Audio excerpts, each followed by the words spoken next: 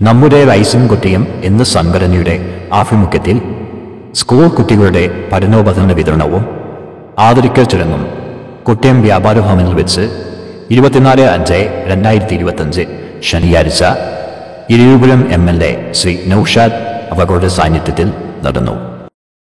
സാമൂഹിക സാംസ്കാരിക രംഗത്തെ ഏതാനും ചില വ്യക്തികൾ ചടങ്ങിൽ പങ്കെടുത്ത് സംസാരിച്ചു.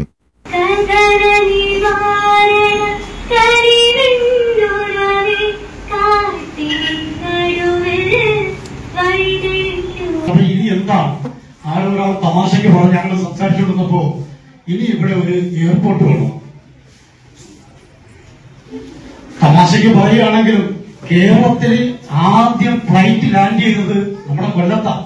നമുക്കതിൽ അഭിമാനിക്കാം. നമ്മളെല്ലാവരും കൊല്ലക്കാരാണ് എന്നാണ് ഞാൻ മനസ്സിലാക്കുന്നത്. ഇന്നത്തെ കാലത്ത് കൊല്ലത്തെ വളരെയേറെ അധിക്ഷേപിച്ചുകൊണ്ടിരിക്കുന്ന ഒരു സമയമാണ്. പപ്പടത്തിന്റെയും അതുപോലെ അച്ചാറിന്റെയും ലേസിന്റെയും ഒക്കെ കഥ പറഞ്ഞ് ആക്ഷേപിക്കുന്ന ഒരു സാഹചര്യമാണ്. ലോകോത്തര നിലവാരത്തിലുള്ള സ്ഥാപനങ്ങൾ നമ്മുടെ നാട്ടിൽ വന്നു തുടങ്ങി. അതിനെ മുൻകൂട്ടി കണ്ടുകൊണ്ടാണ് അന്ന് റൈസിംഗ് കൊട്ടിയം എന്ന നാമം ഈ സംഘടനയ്ക്ക് ഇട്ടത്. അതെന്റെ പ്രിയപ്പെട്ട മകള് ഗൗരി സന്തോഷാണ് അതിന് നാമം കൊടുത്തത്. ഞാനിങ്ങനെ വൈഫും ഞാനും എന്റെ മകളും കൂടെ ഇരുന്ന് ആലോചിച്ച് ഞാൻ കാര്യം പറഞ്ഞപ്പോൾ പല പേരുകൾ ഞങ്ങൾ നിർദ്ദേശിച്ചു. അങ്ങനെ മകള് പറഞ്ഞു, പപ്പ കൊട്ടിയത്തിന് വേണ്ടുന്ന നൈമ് റൈസിംഗ് കൊട്ടിയം എന്നാണെന്ന്. ഞാൻ ചോദിച്ചത് എന്താണ് നീ ഉദ്ദേശിക്കുന്നത്? നമ്മുടെ നാട് ഉയരുകയാണ്, അല്ലെ ഉയർത്തപ്പെടേണ്ടതാണ്. കേൾക്കുന്ന കുറച്ച് പേരാണ്. പക്ഷെ ഒന്നിന്റെ പുറത്ത് ചേർന്നാലേ രണ്ടാകും, അല്ലേ? രണ്ടിന്റെ പുറത്ത് ചേർന്നാലേ മൂന്നാവുകയും. അപ്പൊ ആദ്യം എന്തുണ്ടാകണം? ഒന്നുണ്ടാകണം. അപ്പൊ അത് എണ്ണത്തിൽ കാര്യമില്ല. അപ്പോ എന്റെ മുമ്പിലുള്ള എന്നെ കേൾക്കുന്നവരോട് വിനയപൂർവ്വം അഭ്യർത്ഥിക്കാനുള്ളത് രക്ഷകർത്താക്കളോടും കൊച്ചുമക്കളോടും ഈ പഠനോപകരണം നൽകുന്നതും ആദരിക്കൽ നൽകുന്നതും മക്കള് നന്നായി പഠിച്ച് നല്ല മനുഷ്യനായി മാറണം എന്നുള്ളതിന് വേണ്ടിയിട്ടാണ്. കുട്ടിയുടെ സമയത്തോളം ഇതുപോലുള്ള സംഘടന കിട്ടിയാൽ മത്സരിച്ച് തന്നെ എന്തെങ്കിലുമൊക്കെ ചാരിറ്റി ചെയ്യുന്നത്. കഴിഞ്ഞ 3 ദിവസം മുമ്പ് കേട്ടിട്ട് അയ്യന്റെ ഒരു ചാരിറ്റി ഞങ്ങൾ പങ്കെടുത്ത ഞാനും ഫാദറും. അപ്പൊ അതും അതുമായിട്ട് തന്നെ ഒരു വീട്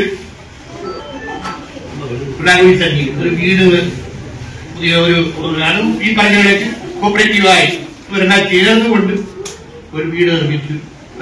പിന്നെ ഡോൺബോസ്കോ കോളേജിന്റെ ഓഡിറ്റോറിയത്തിലാന്ന് പറഞ്ഞത് ഒരു വാഗ്ദാനമാണ്. കുട്ടികൾക്ക് വേണ്ടിയിട്ടുള്ള ഏത് പ്രോഗ്രാമിനും കുട്ടികൾക്ക് വേണ്ടിയുള്ള പ്രവർത്തനങ്ങളാണ് നമ്മൾ എപ്പോഴും ചെയ്തുകൊണ്ടിരിക്കുന്നത്. ഏത് പരിപാടികൾക്ക് എപ്പോൾ വേണമെങ്കിലും, പ്രത്യേകിച്ചും ചാരിറ്റി ബേസ്ഡ് ആയിട്ട് ഏത് പ്രോഗ്രാമിന് വേണ്ടിയും നമുക്ക് നമ്മളുടെ വാതിലുകൾ എപ്പോഴും തുറന്നത് സമീപനമാണ് നമ്മളുടേത്.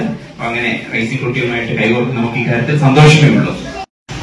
കുട്ടിയത്തിൽ ഇപ്പോ നിരവധി സംഘടനകളുണ്ട്. സംഘടനകളുടെ എനിക്ക് തോന്നുന്നു രാഷ്ട്രീയ പാർട്ടിയേക്കാൾ അധികരിച്ച്, രാഷ്ട്രീയ സംഘടനകളെക്കാൾ അധികരിച്ച് നമ്മുടെ സാമൂഹ്യ പ്രതിബദ്ധതയുള്ള കുറെ സംഘടനകൾ 2021 കാലഘട്ടം മുതൽ ഇപ്പം 2025 നിൽക്കുമ്പോൾ മത്സരമാണ്, സൗഹൃദ മത്സരമാണ്. നല്ല കാര്യം.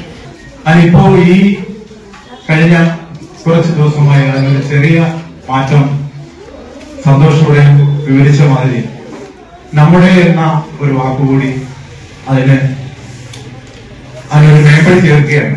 തീർച്ചയായിട്ടും അതിനെ ആ പേരിന് ഉചിതമായ രീതിയിൽ ഈ സംഘടന എന്നും എപ്പോഴും കൊട്ടിയത്തെ ജനങ്ങളോടൊപ്പവും അവരുടെ പ്രശ്നങ്ങൾക്കും അതുപോലെ തന്നെ കൊട്ടിയത്തെ വികസനത്തിലൊക്കെ എല്ലാ രീതിയിലും അവരുടെ പ്രവർത്തനങ്ങൾ മുന്നേറട്ടെ എന്ന് നേരത്തെ ഡോൺബോസ്കോയുടെ ഫാദർ പറഞ്ഞ മാതിരി അത് തുടർന്നുകൊണ്ടേയിരിക്കട്ടെ എന്ന് വളരെ ആത്മാർത്ഥമായിട്ട് ഈ വേദിയിൽ ഞാൻ ആഗ്രഹിക്കുകയാണ്.